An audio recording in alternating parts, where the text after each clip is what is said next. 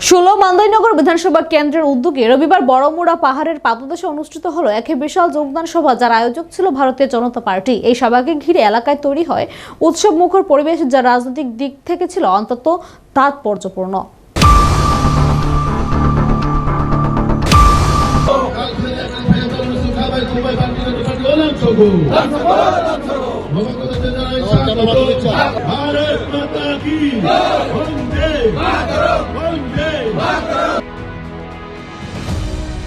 যোগদান সভায় উপস্থিত ছিলেন রাজ্যের মুখ্যমন্ত্রী ডক্টর মানিক সাহা, বিজেপি রাজ্য সভাপতি রাজীব ভট্টাচার্য, উপজাতি কল্যাণ দপ্তরের মন্ত্রী বিকাশ দেববর্মা, বিধানসভার মুখ্য সচেতক ও তেলিয়াগুড়ার বিধায়িকা কল্যাণী সাহা রায়, কল্যাণপুর প্রমোদনগরের বিধায়ক পিনাকি দাস চৌধুরী এবং জনজাতি যুবনেতা বিপিন দেববর্মা সহ অন্যান্য নেতৃবৃন্দ। এই সভায় 181টি পরিবার থেকে মোট 495 জন জনজাতি ভোটার ত্রিপুরা মথা ও সিপিআইএম ছেড়ে বিজেপিতে যোগ দেন।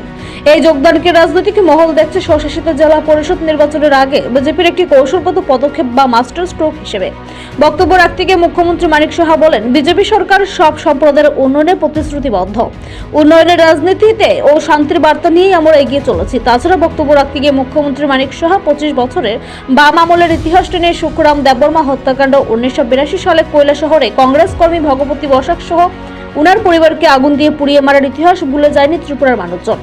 তাছাড়া ত্রিপুরা মেডিকেল কলেজের সামনে পুলিশের গুলিতে পাপাই সাহা হত্যাকাণ্ডের ঘটনা, অলোক দেব নামের এক বিজেপি কর্মী ভারত মাতা কি জয় স্লোগান দেওয়ায় ওনার মুখে তৎকালীন ক্যাডার বাহিনী কর্তৃক মূত্র বিসর্জন করার ইতিহাস ত্রিপুরায় রয়েছে।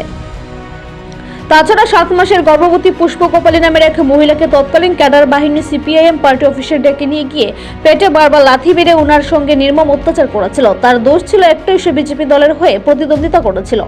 অন্যদিকে কল্যাণপুরের গণহত্যা এখনো কল্যাণপুরবাসী ভুলেনি। অন্যদিকে বিজেপি রাজ্য সভাপতি রাজীব ভট্টাচার্য ওনার ভাষণে তৎকালীন বাম অপশাসনের তীব্র সমালোচনার মুখ হন। সবশেষে বিধায়িকা কল্যাণী সাহা রায়ের তীর্যক এবং ঝাঁঝালো ভাষণে সমাপ্ত হয় এদিনের এই যোগদান সভা। তবে এই যোগদান সভা জনজাতি অধ্যুষিত অঞ্চলে বিজেপির সাংগঠনিক শক্তি বৃদ্ধির ইঙ্গিত দিচ্ছে। বিশেষ করে ত্রিপুরামথা ও সিপিআইএম এর ঘাঁটি বলে পরিচিত এলাকায় এই ধরনের দলবদল রাজনৈতিক ভারসাম্যে বড় পরিবর্তনের ইঙ্গিত বহন করেছে, এমনটাই মনে করছে রাজনৈতিক পর্যবেক্ষক মহল। এই সভা শুধু একটি রাজনৈতিক কর্মসূচি নয়, বরং আসন্ন নির্বাচনের প্রেক্ষাপটে জনজাতি ভোট ব্যাংকের দখল নিয়ে শুরু হওয়া প্রতিযোগিতার একটি গুরুত্বপূর্ণ অধ্যায়। আগামী দিনে এই যোগদান কতটা প্রভাব ফেলবে নির্বাচনী ফলাফলে, তা এখন দেখার বিষয়।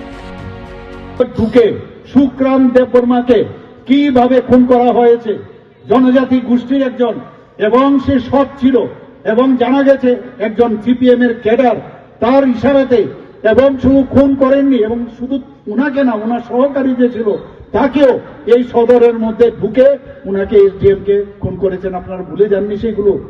মেরে হেঁটে হেঁটে আরামসে যাচ্ছে, কোনো সমস্যা নেই, সব আগের থেকে তৈরি আছে। এগুলো তো আমাদের মনে, আমরাও কিন্তু ভুলে যাই, আমরা এগুলো কিন্তু মনে রাখা প্রয়োজন। আমাদের 1982 সালে কৈলাস শহরে কংগ্রেস কর্মী, এই কংগ্রেসে এখন গিয়ে হাত মিলিয়েছে এই সিপিএম এর সাথে। দুঃখ হয়, উনাদের জন্য দুঃখ হয়। সেই কংগ্রেস কর্মী ভগবতী বসাককে পুরো পরিবার, পুরো ফ্যামিলিকে আগুন দিয়ে পুড়িয়ে মেরেছে বন্ধুগণ। এবং আমাদের টিএমসি ত্রিপুরা মেডিকেল কলেজের আপনার আন্দোলন আপনারা জানেন, কংগ্রেসের মাধ্যমে সেটা হয়েছিল, এবং সেখানে পুলিশের গুলিতে পাপাই সাহাকে খুন করা হয়েছিল, আপনারা সবাই জানেন।